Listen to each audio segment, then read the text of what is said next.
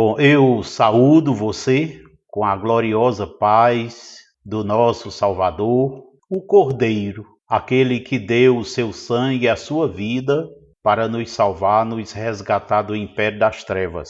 Estamos aqui para dar início ao curso sobre o ser humano, cujo propósito é a gente entender aquilo que as Escrituras nos diz sobre ele. Eu não vou falar nada que seja fora das Escrituras, e existe uma aula sobre motivos para estudar o ser humano. Eu vou fazer o seguinte, eu não vou falar aqui, mas nesse vídeo, nesse áudio que eu vou enviar, você só recorda aquilo que eu vou colocar. Eu quero aqui colocar um aspecto importante sobre a metodologia que eu vou usar neste curso. Existem duas coisas importantes que eu quero colocar. Para desenvolver esse curso, eu passei vários anos e ele resume o que eu aprendi sobre o ser humano durante 20 anos, nos quais eu leio a Bíblia toda, todo ano. Tem ano que não dá, mas tem ano que dá. Então, praticamente, todo ano eu leio a Bíblia toda e vou anotando as coisas, e a partir daí eu recebi a direção do Pai de resumir tudo isso em 8 ou 10 aulas, para que, como estamos no fim dos tempos e o arrebatamento poderá acontecer a qualquer instante, você crê nisso? Então, a ideia é fazer discípulos para o Salvador o mais rápido possível. Aqui não é um curso de discipulado como os das igrejas, das denominações, das religiões. É um curso sobre o ser humano. E no final do curso a pessoa sabe o que é ser um discípulo do nosso Salvador. Além disso, a pessoa sabe o que deve fazer para que esteja pronta para o arrebatamento. Porque como o tempo que nos falta é pouco, a gente já não tem mais tempo para se preparar. A gente tem que estar pronto a todo instante. Então, um dos pontos importantes que eu passei a considerar em todos esses 20 anos de ministério foi de ensinar as coisas sem considerar dogma. Dogma é aquilo que a gente crê cegamente. Nada do que eu vou falar aqui é dogma. É o que está escrito e dito pelo nosso Pai. O segundo ponto que eu levei em conta em todos os estudos durante todos os 20 anos da minha vida é que quando eu vou ensinar, embora sobre determinado assunto que eu vou ensinar existam muitas passagens nas Escrituras, eu procuro usar somente aquelas que independem de contexto. Ou seja, existem certos trechos das Escrituras que, dependendo do contexto em que está, significa uma coisa. E, se estiver em outro contexto, significa outra coisa. Então, eu uso textos bíblicos que independem de contexto. Então, 2 pontos fundamentais que considera a metodologia que eu utilizei. Tem muitos outros, mas eu não vou levar em consideração nesta aula. Em outras aulas, nós poderemos ver isso. Uma coisa que é fundamental é nós entendermos o que é estudar o ser humano, ou por que estudar o ser humano. Eu quero que você abra sua Bíblia em Romanos, no capítulo 1. Quando você tiver quando for falado aqui qualquer assunto que para você, sobre o qual você tem outro entendimento, eu vou pedir que você escute e você terá o resto da sua vida para ponderar aquilo. Não deixe que nenhuma emoção, nenhum sentimento faça você resistir àquilo porque você não crê, você não acredita. Você escuta para posterior análise e assim você irá ter tempo, se for comigo, para explicar ou se for com outra pessoa para explicar aquele assunto. Antes de iniciarmos, eu quero ler um trecho para nós orarmos e depois a gente vai entrar no assunto propriamente dito. Em Romanos, no capítulo 1 e no verso 18, diz assim o verso 18: E a ira do Criador se revela do céu contra toda impiedade e perversidade dos homens que detêm a verdade pela injustiça, ou seja, que detêm a verdade por mentira. Porquanto o que do Criador se pode conhecer é manifesto entre eles, porque o Criador lhes manifestou. Porque os atributos invisíveis do Criador, assim o seu eterno poder, como também a sua própria divindade, claramente se conhecem desde o princípio do mundo, sendo percebidos por meio das coisas que foram criadas. Tais homens são, por isso, indesculpáveis.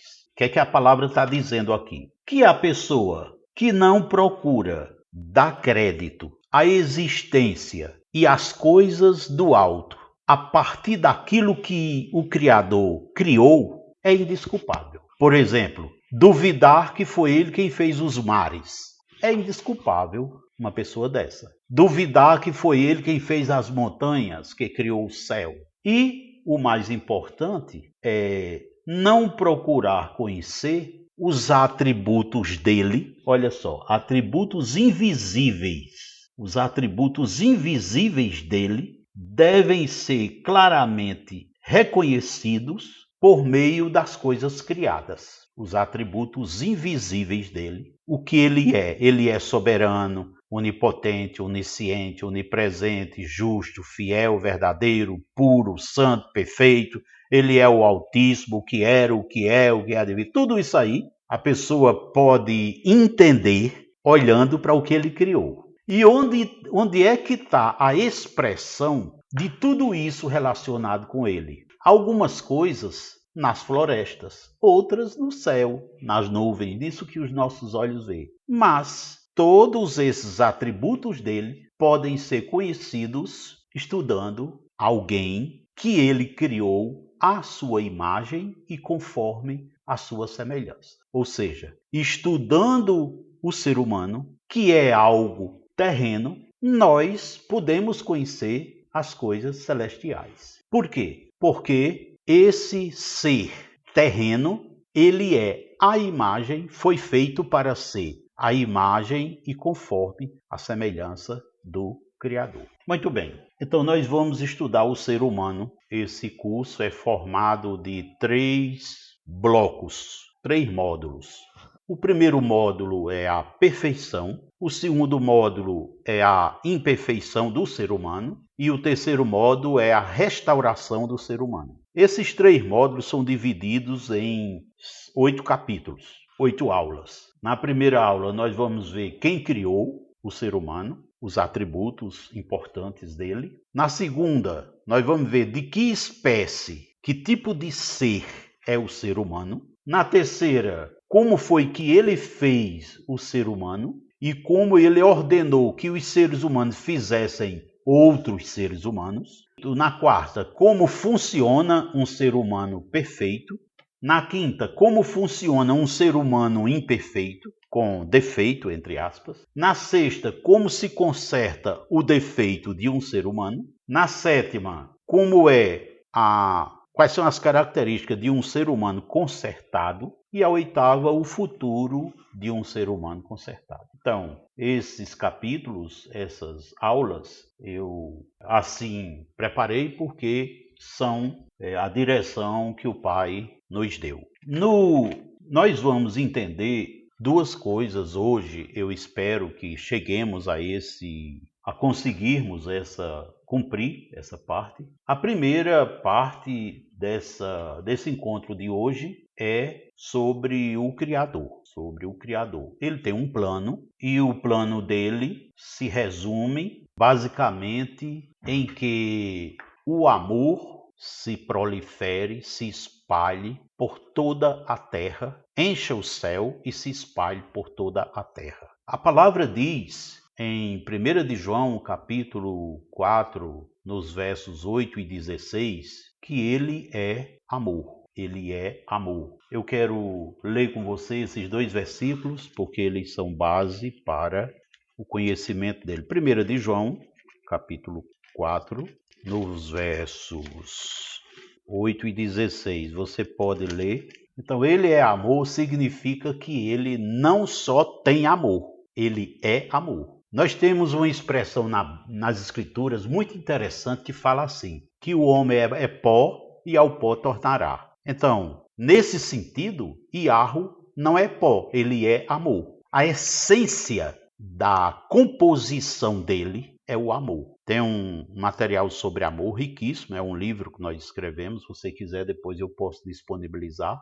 onde mostra os princípios do amor. Então, ele é amor. Pronto. E tem se a gente for em 1 Coríntios 13, onde fala de amor, você percebe que um dos princípios do amor é se proliferar, se multiplicar. É o amor se multiplicar. E a multiplicação do amor se dá em pessoas, através de pessoas. O pai é uma pessoa, ele tem inteligência, ele pensa, ele decide, ele é uma pessoa. Então, a realização desse princípio para o amor se multiplicar, ele concretizou inicialmente lá no céu. Como? Criando outras pessoas. Criando outras pessoas. Nós vamos ver aqui uma pessoa que ele criou lá no céu, na eternidade, antes que houvesse mundo. Mas antes vamos ver um pouco mais sobre ele. Então vimos que ele é amor. Agora nós vamos em João, capítulo 4. Então ele é amor. O Criador é amor. Em João capítulo 4, você pode ver no verso 24. Pode ler. João 4, 24 diz assim: Ele é Espírito, e importa que os seus adoradores o adorem em espírito e em verdade. Então, ele é amor, ele é Espírito. Então, a gente pode concluir que o Criador é alguém, um ser espiritual, cuja essência é amor. Cuja essência é amor. Existem outros atributos dele, nós vamos falar. Eu vou mandar o material porque são atributos que você já conhece. Ele é criador, ele é todo-poderoso, ele é soberano e assim por diante. No momento eu vou ficar com esses dois atributos dele. Ele é amor e ele é espírito. E nós vimos que o amor, por princípio, deseja se multiplicar. Precisa se multiplicar. E precisa se multiplicar em pessoas. Pessoas que exercite o quê? O amor. Então, qual foi a iniciativa que ele teve na eternidade passada para poder existirem pessoas nas quais o amor se multiplicasse, se manifestasse, pessoas que tivessem amor e o amor fosse se manifestando? A primeira iniciativa dele foi criar um filho. E sobre esse filho nós vamos falar agora. No capítulo, em Salmo, nós vamos ver, livro de Salmo, capítulo 2, Salmo 2, no verso 7. Tá certo, então nós vamos estudar sobre o filho do Criador, ele o gerou antes que houvesse mundo. Então nós vamos em Salmo 2, veja o verso 7, pode ler se quiser. Salmo 2, verso 7. Aqui é o Criador falando de um filho que ele gerou. Ora, o livro de Salmo foi escrito antes do filho dele vir aqui à terra. Isso já nos prova que o filho dele já existia nos tempos do Antigo Testamento. Mas lá em Hebreus, agora vamos em Hebreus no capítulo 1, Hebreus 1, 5 e 6. Pois a qual dos anjos disse jamais: Tu és meu filho, eu hoje te gerei. E outra vez, eu lhe serei pai, e ele me será filho. E, novamente, ao introduzir o primogênito no mundo, diz: E todos os anjos de Iarro o adorem. Que lição nós temos claramente aí? Primeiro, a geração, ele gerou. Está muito claro aí, né? Tu és meu filho, hoje te gerei. A segunda lição é que ele diz: eu lhe serei pai e ele me será filho. Então, está confirmado aqui que na eternidade passada, já existia um pai e um filho. E aqui nós percebemos outra lição muito importante, é que nenhum anjo é filho do Criador. Ele teve um filho, os anjos dos céus são criaturas dele, mas não são filhos. Então isso é muito importante a gente considerar também, porque ele diz assim: pois a qual dos anjos disse jamais, tu és meu filho? No início do versículo, está dizendo aqui, ó, eu não tenho os anjos como meu filho. São minhas criaturas, mas não sou meu filho. É isso que está dito. Está muito claro isso aí. E ele diz, eu serei pai. Pai de quem? Dele. Dele quem? Daquele filho que ele gerou. Agora veja no capítulo 5 de Hebreus. Lembrando, nós estamos vendo somente, viu? Eu quero que você entenda isso. Estamos usando o versículo que é a essência. Mas depois, aí você estuda todo o capítulo, todo o contexto para você, né? É como eu disse, o versículo que a gente lê, ele independe de contexto. Em todos os contextos ele tem aquele significado. Mas você deve ler depois. O material que você receber vai ajudar bastante, né? Você vai versículo por versículo, revendo e confirmando. No capítulo 5 de Hebreus e no verso 5, veja o que diz. Assim também o Salvador, a si mesmo, não se glorificou para se tornar sumo sacerdote, mas aquele que lhe disse, tu és meu filho, eu hoje te gerei.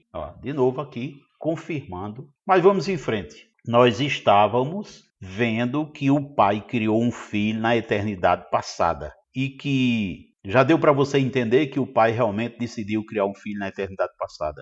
Se você entendeu, eu não vou ler mais outros versículos. Eu tenho outras provas aqui, mas todos confirmam isso aí. Então, para que o Pai criou esse filho? Porque tem um propósito. Tem um propósito. E o primeiro propósito é o amor se multiplicar. Ele gerando um filho, ele passa a amar o filho. Esse filho ama a ele. Então, o exercício do amor, né, começa a se espalhar. Daí, você já pode deduzir, compreender que a raça humana foi criada para ser na Terra instrumento de multiplicação desse amor, do amor do Pai. Ele criou um filho na eternidade passada e decidiu criar o ser humano, a raça humana, para que cada um seja um tanque, um depósito desse amor aqui na Terra. Eu quero ler com você 2 versículos onde a gente pode ver isso com muita clareza, tá?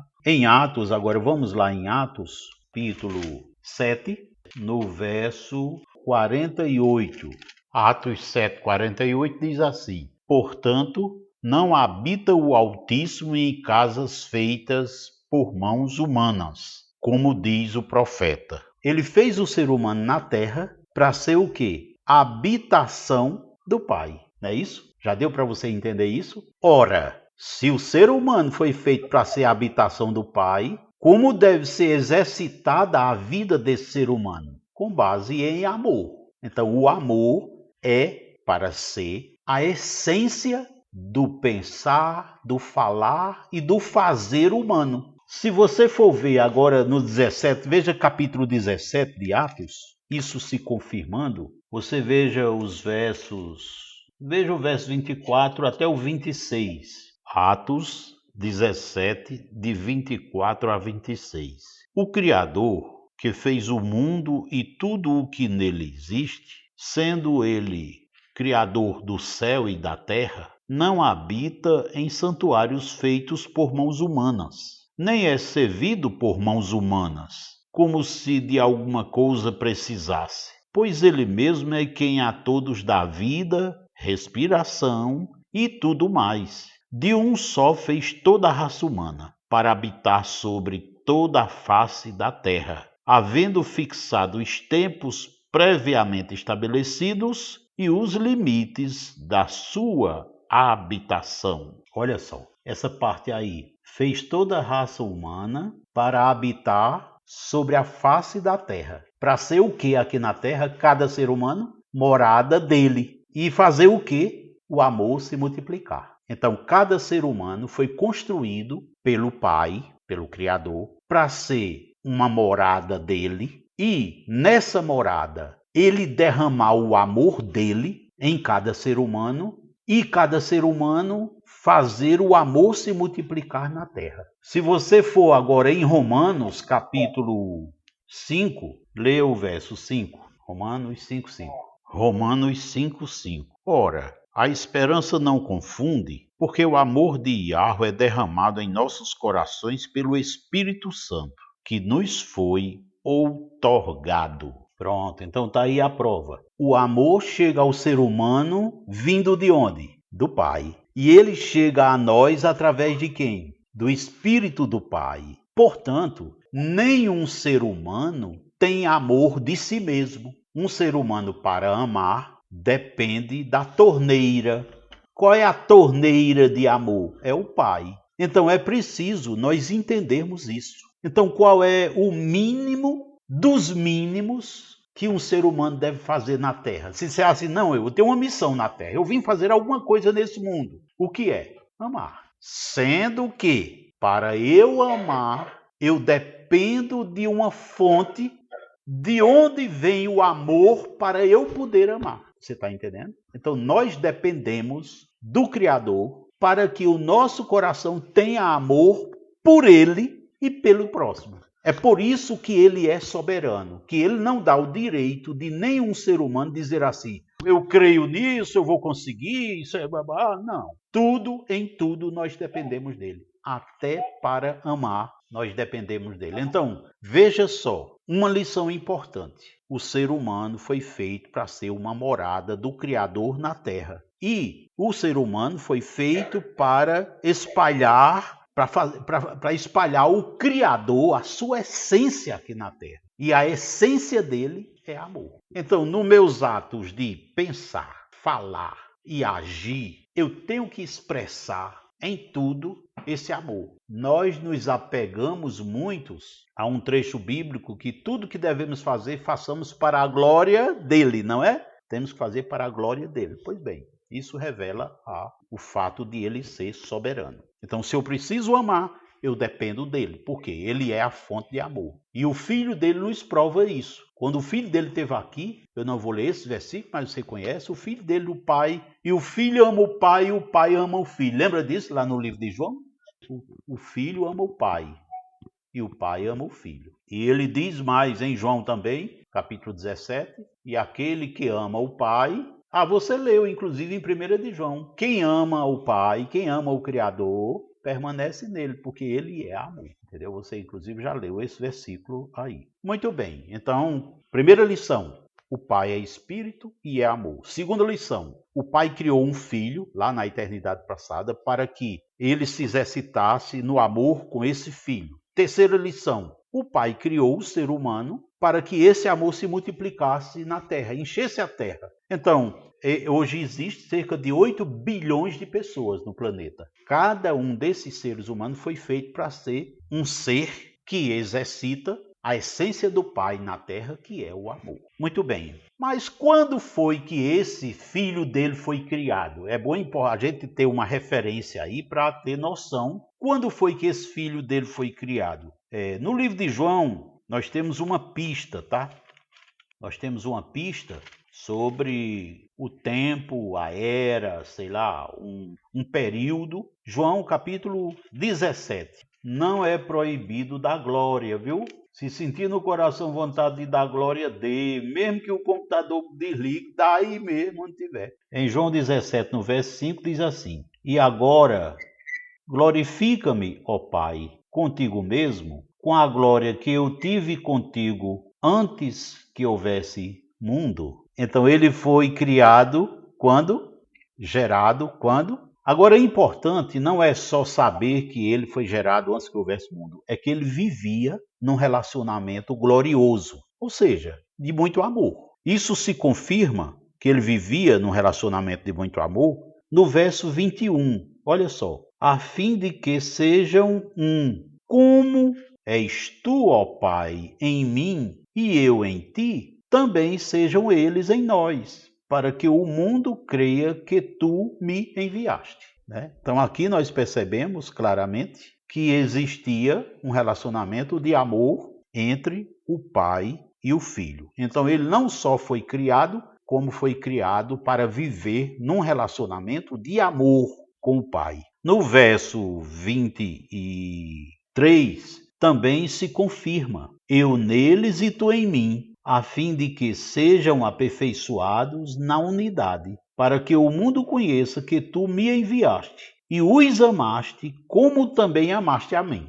Então, neste caso, nós percebemos: tu amaste a mim. Mais uma prova de que o exercício de amor entre o Pai e o Filho na eternidade passada, antes que houvesse mundo, já era uma realidade. Nesses dois versículos, nos versos 21 e especialmente no verso 23, fica muito claro que é para o ser humano também amar ao Pai e amar ao Filho. Então, fica confirmado o que foi falado antes, de que o ser humano foi feito na Terra para espalhar o amor. De que maneira? Amando outros seres humanos. No contexto de família, isso se explica da seguinte forma: um homem ama uma mulher, os dois, por amor, em amor e com amor, gera filho, e o filho gerado sob amor será amado pelos pais, ensinado pelos pais a amar, e quando ficar grande, já está exercitado no amor, portanto, se unirá a um cônjuge e assim fará o amor se multiplicar em toda a terra. Então, note que o projeto do Pai é para que a essência dele se espalhe por toda a terra. Então, resumindo, nós vimos que o Pai diz na sua palavra que estudando o ser humano chegaremos a conhecê-lo, que ele é amor, que ele é espírito e que ele na eternidade criou um filho, também espírito, para fazer esse amor se multiplicar por toda a terra.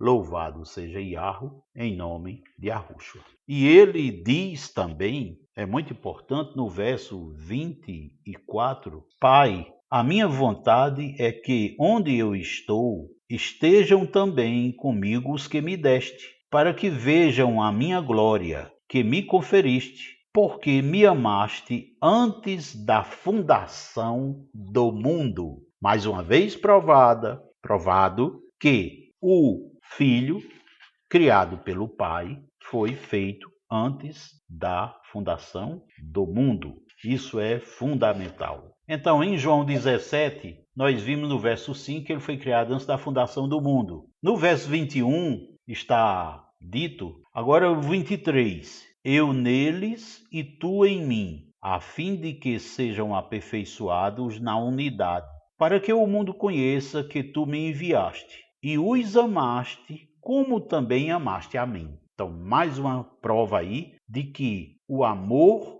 entre o Pai e o Filho na eternidade passada já era imenso, e aqui ele já nos deixa claro que é para o ser humano amar, a ele. No verso 24, nós percebemos, Pai, a minha vontade é que onde eu estou, estejam também comigo os que me deste, para que vejam a minha glória que me conferiste, porque me amaste antes da fundação do mundo. Então nós temos aqui já alguns versículos, existem muitos outros, eu não vou ler, basta que você tenha entendido quando ele foi criado e como é que eles viviam na eternidade passada. Viviam amando uns aos outros, o Pai amando o Filho e o Filho amando o Pai. Ok? Muito bem. Agora é importante, nós falamos do Filho, falamos do Pai, e antes de falar do ser humano, nós precisamos ainda entender algumas características do Filho e do Pai. Vamos falar um pouco sobre o Pai. Já vimos que ele é espírito e ele é um ser, o Pai é um ser que possui alma. Isso é fundamental nós entendermos. Nós vamos ler Mateus 3,17 e Mateus 12,18. Vamos ler esses dois trechos. Mateus 3,17 e Mateus 12,18. Se você tem um costume diferente, né, na sua religião, na sua igreja, de estudar de outra forma, tenha paciência comigo e também com você, que chegaremos lá. Em Mateus capítulo 3, no verso 17, diz assim: E eis uma voz do céu que dizia: Este é o meu filho amado, em quem me comprazo. Em quem me comprazo. Em quem tenho prazer. Presta atenção. Se comprazer é ter prazer. Ter prazer é algo da alma, não é do espírito. É algo da alma. Né? Assim como uma decisão que eu tomo é algo da minha alma, não é do meu espírito. Nós vamos entender isso melhor. E nós vamos perseguir nesse momento, vamos avançar nesse momento, no sentido de entender que ele tem alma. Já vimos que ele é espírito e que ele possui alma. Veja em Mateus capítulo 2, no verso 18, onde diz assim: Eis aqui o meu servo, que escolhi, o meu amado, em quem a minha alma se compraz. Farei repousar sobre ele o meu espírito, e ele anunciará juízo aos gentios. Olha onde está dito aí, veja, ele diz: em quem a minha alma se compraz. A minha alma. Veja só, ele é espírito, ok? Ele é espírito. Mas ele está dizendo que possui algo. O que é esse algo que ele possui? Alma. Minha. Quando eu digo minha caneta, é algo que eu possuo. Quando eu digo a minha mão, é algo que eu possuo. Então ele diz aí a minha alma. Então a minha alma confirma que o Criador é espírito e ele tem alma. Por que estamos estudando isso? Porque ele mandou. Somente por isso. Se a gente for ver ainda em Mateus, no capítulo 17 ainda, veja em Mateus capítulo 17, logo no verso 5, ele diz assim: Falava ele ainda, quando uma nuvem luminosa os envolveu, e eis vindo da nuvem uma voz que dizia: Este é o meu filho amado, em quem me comprazo. A ele ouvi. Então, nota que ele está confirmando aqui a minha alma, ele tem alma. Então, o Criador é um ser que tem espírito, ele é espírito e ele tem alma. Existem outras passagens que falam sobre este ensino, sobre esta, mas se você compreendeu, a gente fica por aqui. Está entendido? Ele é espírito e ele possui alma. Quando ele diz a minha alma, é algo que ele possui. Então, de que o Criador é formado? Espírito e alma.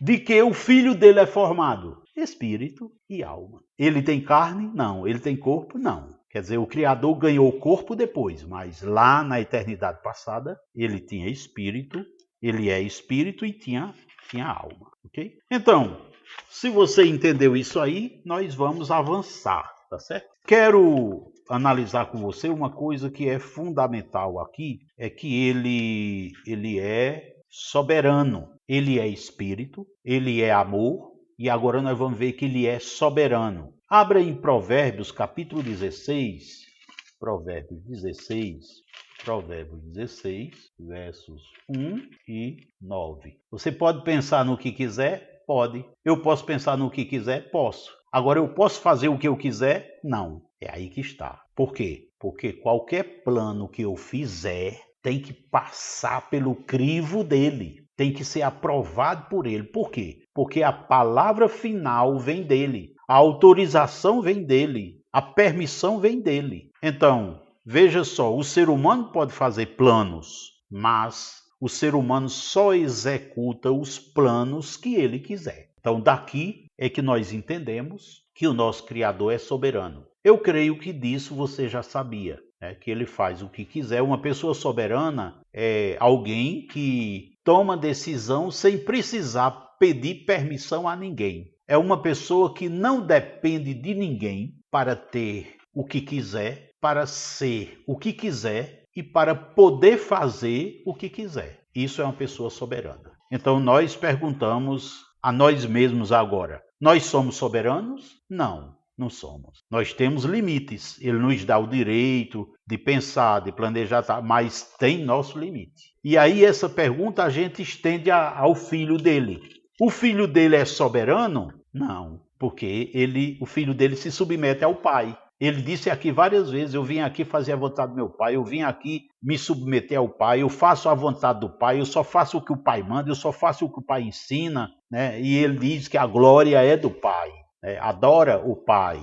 Então, o pai, o Criador, é soberano. Então, nesse momento, nós precisamos entender qual é o verdadeiro sentido da vida.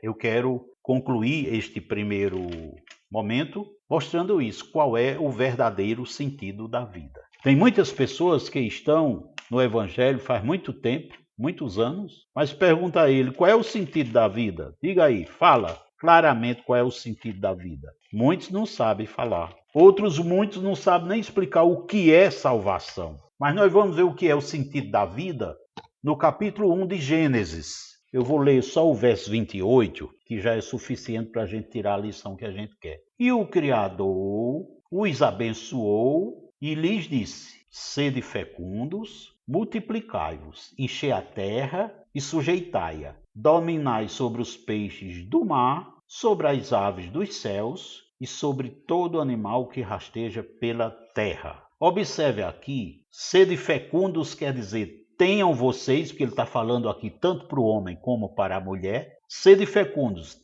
tenham vocês capacidade de se multiplicar. E ele diz, multiplicai-vos, e diz mais a quantidade. Ele diz mais quantas pessoas devem se multiplicar. Enchei a terra.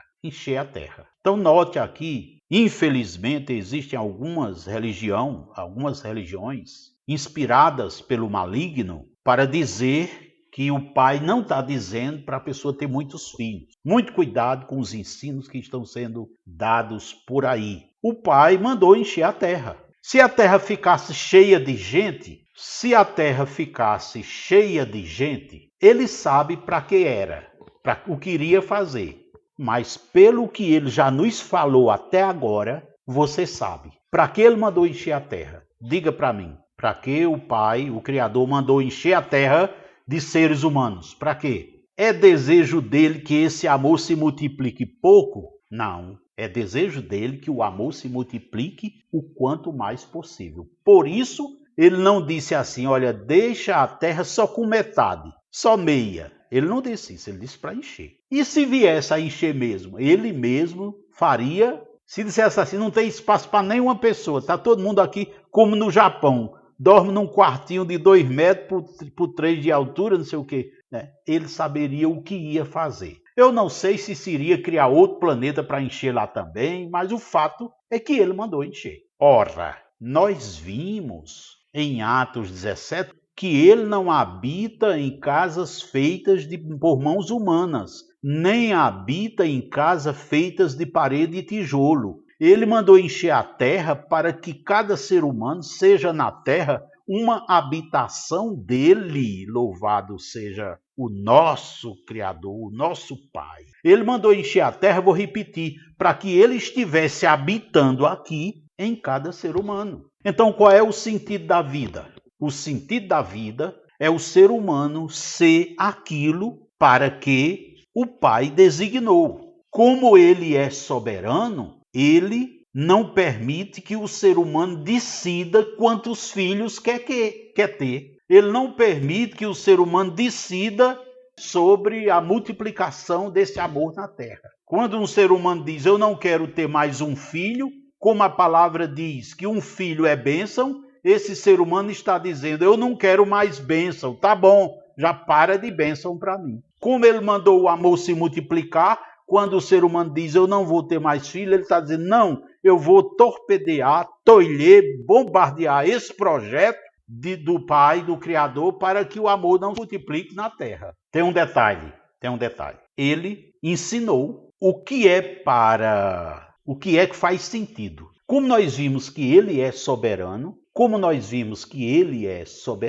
o sentido da minha vida para mim é fazer sentido para ele. A minha existência tem que fazer sentido para ele. Então, se a minha vida não faz sentido para a vontade dele, a minha vida também não fará sentido para mim. Então, ele ensinou o que é que faz sentido para ele. A minha vida terá sentido se eu nascer, viver na terra e ir viver com ele eternamente no céu. Esse é o sentido da vida. Só que ele ensinou para mim, para você e para todo mundo, ele ensinou que se alguém se meter, se intrometer a não querer que o sentido da sua vida seja dar sentido a ele, dar prazer a ele, a pessoa que decidir, que impedir, que tentar fazer que a minha vida, que a sua vida, no caso, não faça sentido para ele, esta pessoa irá viver eternamente num lago de fogo e enxofre. Então, quem fizer por onde a vida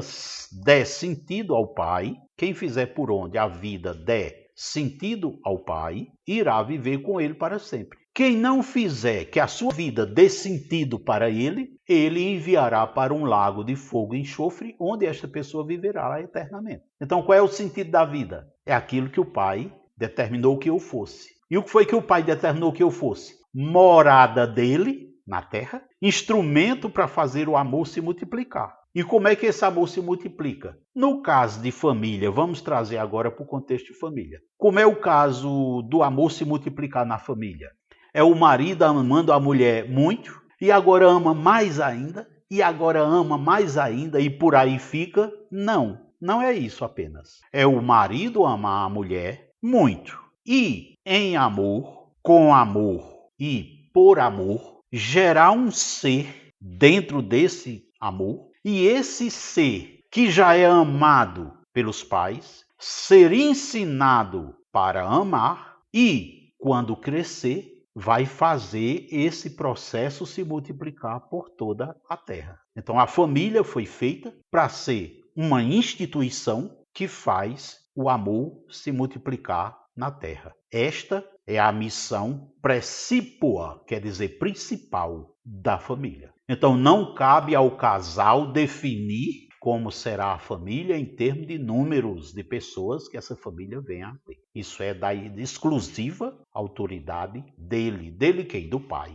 do Criador. É bom lembrar então, neste caso, que a missão do casal é gerar filho em amor e educar esse filho para ir viver no céu com o Pai por toda a eternidade. Se os pais não fazem isso, já estão caminhando para o lago de fogo. Por quê? Ensinar a palavra para os filhos, a verdade para os filhos, não é opção dos pais. A palavra não diz para os pais terceirizarem a educação espiritual das crianças à luz da palavra. Terceirizar como? Dá para uma igreja ensinar. Não, a Bíblia não fala isso. A Escritura diz que são os pais, ensina a criança. A criança deve ser ensinada a amar desde quando? Desde quando está no ventre materno. Por quê? Quando uma mãe fala, a criança escuta. Quando o papai fala, a criança escuta. Então a educação na palavra começa no ventre, dá continuidade quando ele nasce. Mas, como ele deve ser gerado em amor, a própria fecundação já acontece num bojo, num contexto de amor, a formação desse bebê vai ser movida por amor e sob os auspícios da palavra, e quando ele nascer, já nasce pulando de alegria, não para ir atrás de um brinquedo, para ir atrás não, mas para glorificar, porque ele nasce com a semente do Criador no seu coração já pronto para ir fazer o que o Pai manda. Só que hoje, muitas vezes, os pais não estão cumprindo esse projeto de dar aos filhos a condição que ele precisa para fazer,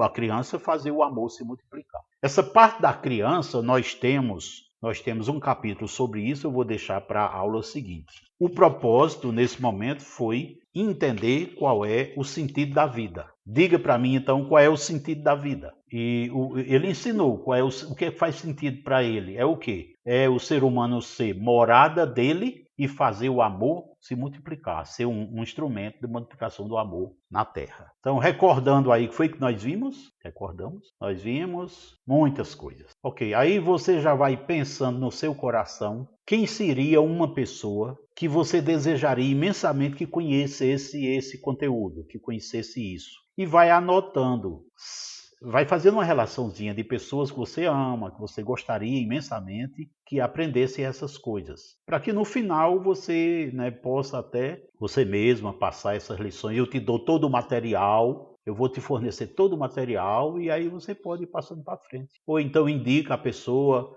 eu faço o curso com ela, você inclusive se quiser acompanha só para tá dando ali apoio moral, entendeu? Mas pense em levar esse conteúdo para outras pessoas, porque foi para isso que o Pai nos chamou. E começa logo em casa, né? Começa logo em casa. Que o Pai abençoe e até a próxima.